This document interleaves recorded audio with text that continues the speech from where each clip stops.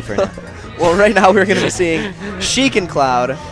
No surprise there whatsoever. And you know that, okay, before we move on to the next matchup, that last one, that Diddy Kong Cloud matchup has just been going back and forth. People were saying, like, when Zero, like, beats up Tweak in grand finals like Katar, it's just like, well, Diddy can't lose that matchup. It's 6-4. But then you see these results where you got Clouds like Ned, Clouds like Jimmy taking out top Diddy Kongs. Who knows? It's just up in the air. Yeah, it's a back and forth. But this is generally considered to be one of Cloud's less favorable matchups. She just has that frame data to really juggle him, and then just the excellent edge guard game. Yeah, absolutely. Being able to control needles, as Big Mac is able to do, the offstage needle game Big Mac has is so strong.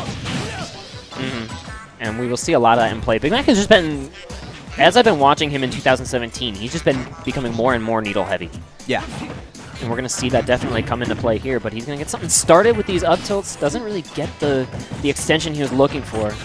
However, the pressure's not done. He's had a lot of pressure, and Jimmy's actually had a really good job there fielding all that pressure with some really good spot dodges and whatnot.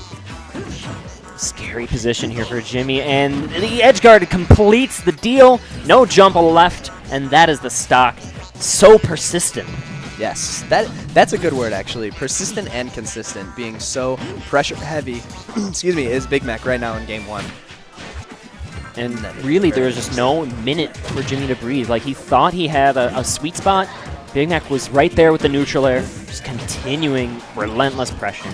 But Jimmy, he's not looking too bad so far on the second stock. He's got to keep up the pressure of his own. And the way Cloud applies pressure in this matchup is just, like, weaving in and out like this. Right, exactly. You saw Jimmy there run up and then just do a short hop into the back air. It was just that little bit of stalling that would have tripped a lot of people up, but Big Mac didn't fall for it. On that up tilt, going to reach behind Cloud's spiky hair. Scoop Big Mac up and buys Jimmy a lot of stage control, a lot of time, and maybe he's going to use this limit to try and convert to his stock. Yeah, Jimmy is utilizing that reverse nair very well, getting those first few frames and the last few frames of that move to his advantage. Nair is just one of those omnipresent moves. It just feels like it's everywhere at once. Like, you think you're safe, and then the Nair just comes sneaking out, catches your air dodge, and then the juggle continues. Good connection there. Going to convert into his first stock of the set here.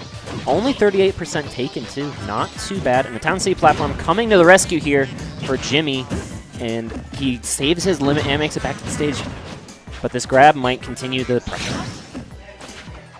Ooh. Oh, this is scaratory here. Very scary. Oh, wow. That dare lasting super long. Gonna bail Jimmy out of that up smash, which looked like he was just ticketed to game one victory. Very aggressive there with the forward air back to the stage. It beat out the option that Big Mac was putting out, but I don't know if I agree with it, and I don't know if he could do that again. He might not have the time to.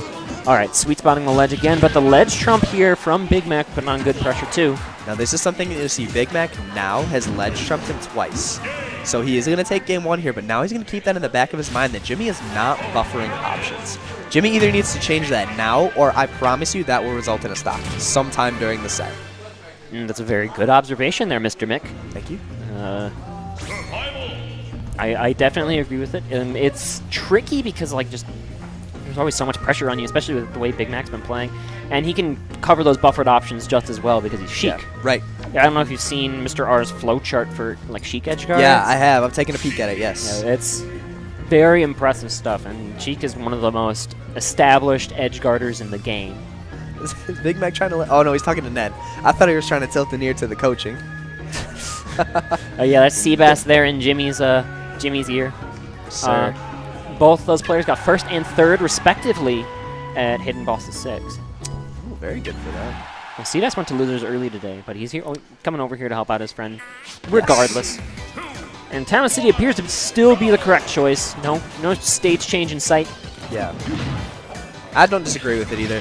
I think both these two know what they're doing. Obviously, going to the stage is pretty neutral for the both of them. Jimmy going to charge every little bit of limit he can in these downtimes. Even while he's in the corner, which is super scary. Reaching big on that down air, trying to get some sort of two-frame going. A little bit harder to do on Sheik to time it. And the juggle continues here.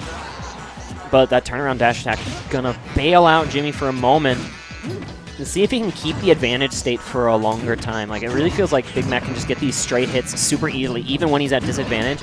And that just buys Big Mac all the stage control, and that's all he needs to win the matchup. That's actually just Big Mac abusing the frame data that Sheik has. Instead of trying to air dodge, he knows that his forward air is going to come out that quick to where he can interrupt something like that.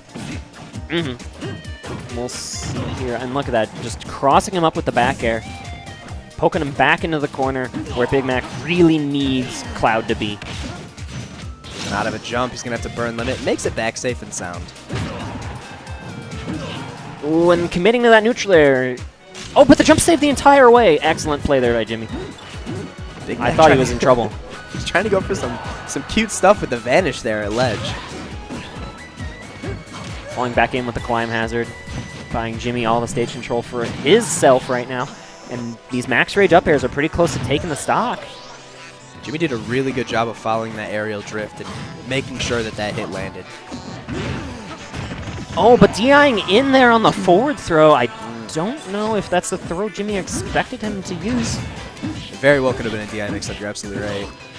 It very well could be dead immediately.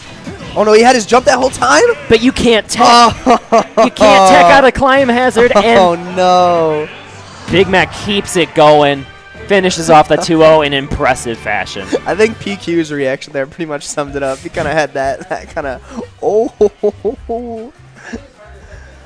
Yeah, but that was really, really good stuff from Big Mac there at the end. That was not techable. Yeah, no, it was not techable. Yeah, let him know, It was known on Twitter today that it's frames like 16 to 50 are untechable. Yeah, I know long Smash window. Dudes did something on it a while back.